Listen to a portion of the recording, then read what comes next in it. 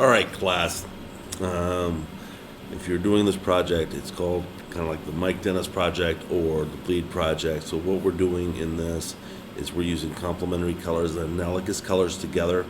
What are those? Good question. I'm glad you asked. Analogous colors are colors closely related to each other. The color wheel. Oh, look, there's the color wheel. So it'd be like yellow, orange, and the one between them, yellow-orange. I know. Primary, a secondary that it makes, and a tertiary that's in between them. The primary would be yellow, the secondary would be orange, and the tertiary would be yellow-orange. So we're going to use, in my composition, I use that as the background. When it comes time for the foreground, we're going to have the background bleed through or show through the foreground to create conflict and make it more interesting. So the complementary colors are color opposites. So the opposite of yellow is all the way down there, which you can't quite see, is purple, and orange is definitely blue. You mix these colors together, you get a brown. Is the dog going to be brown? No. But watch the video, and I'll have further instruction there, and it's a good time. So just watch it and enjoy. Okay? All right. Just want to go over some of the other basics before it goes to the real speed. I slowed this part down. You can see I have my photo resource, so I'm going off my photo resource. Is what you should do as well. That you should always have a photo resource to do that. Now I am mixing paint. You should not use the paint straight out of the jug. You should mix a little bit of another paint in there because it helps change the color. And you're going to get a more vibrant color anyway. So I'm making a dark purple. So I have a purple. I can mix a little bit of red in there to darken up, depending how dark the red is, or a blue, because red and blue make purple. And of course, you're going to add water so you have a smooth consistency. And you're going to see that I don't have a lot of paint. You don't need a lot of paint, an overabundance of paint. You just need like a little bit.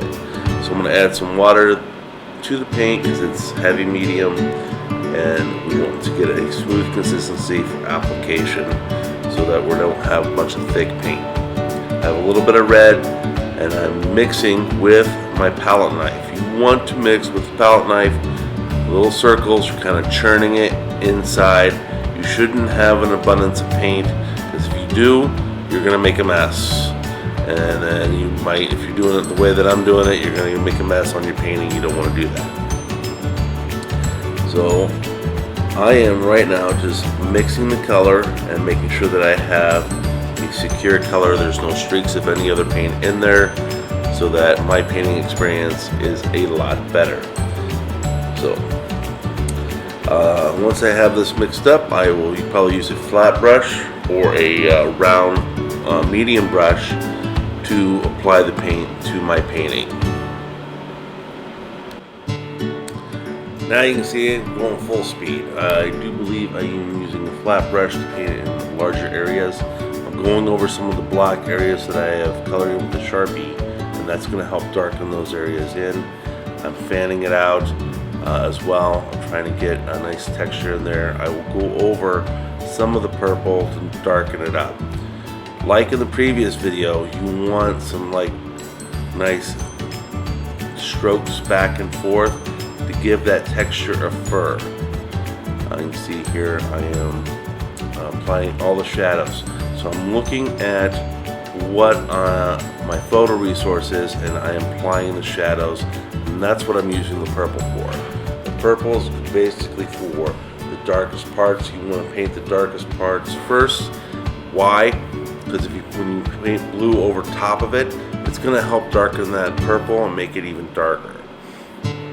We can add more highlights in later as the last step, but we want to go with our shadows first, then the midtones, and then the highlights at the end. This video will not have the end result to it. I ran out of space on my computer and it stopped recording, and I went farther than what you're going to see here. I will make another video kind of adding some more so you can see the finished product.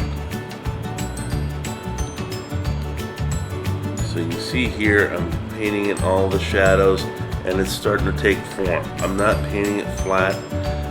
and I'm shading some of my shadows. So you look underneath the eye, you can see those like little strokes to get that texture of fur. And it's not going to be only one application of this purple. Okay, I am going to have multiple applications and go over. You can see how light it is when it hits the white compared to the ear where it is dark, where I have Sharpie underneath it and I have the other paint underneath it. We want a nice blend and transition from a dark to a medium to light, and we want the background to bleed through, so we're not painting the entirety of the dog, we are painting aspects of the dog.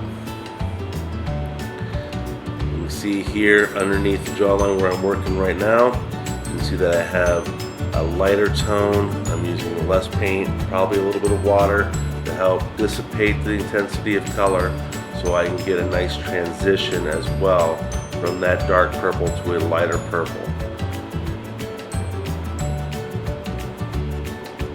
I went over where the other leg is, where it's the darkest. And I'm going to try to make that leg the darkest part because that's going to help push the face out. Notice that I have a nice line of color bleeding through around the face where it's right next to that really dark left leg. That's going to help push it out. If I paint too close to there and it's too similar tones, you're going to lose the face in the background. You don't want to do that. You want to keep in mind where your darkest darks are, your midtones and your highlights and your medium darks are. I started painting the blue over top, and you can see how I'm transitioning that.